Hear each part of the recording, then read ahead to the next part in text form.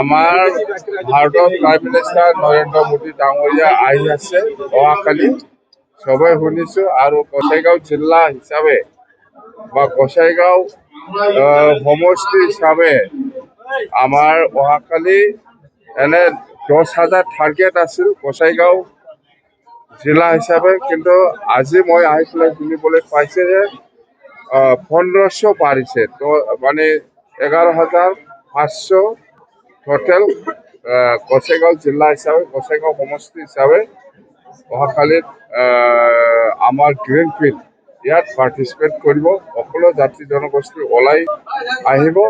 মুঠতে টাৰ্গেটৰ বাহিৰে 10,000 আছিল, 10,000ৰ ওপৰত 1,500 বেছি ইহঁতে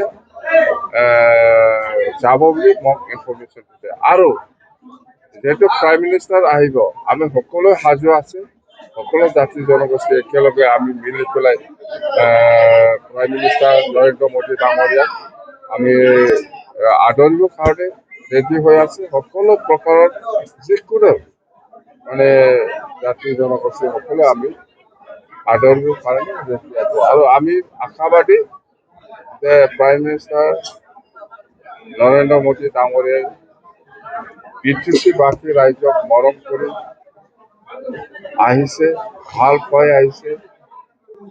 সেইকাৰণে আমি মনত খুব ভাল লাগিছে যে প্ৰাইম মিনিষ্টাৰ আমাৰ BTC-ত আহি আছে আৰু আমি কিবা একটা উপহাৰ পাব বুলি আমি এটা বিশ্বাস।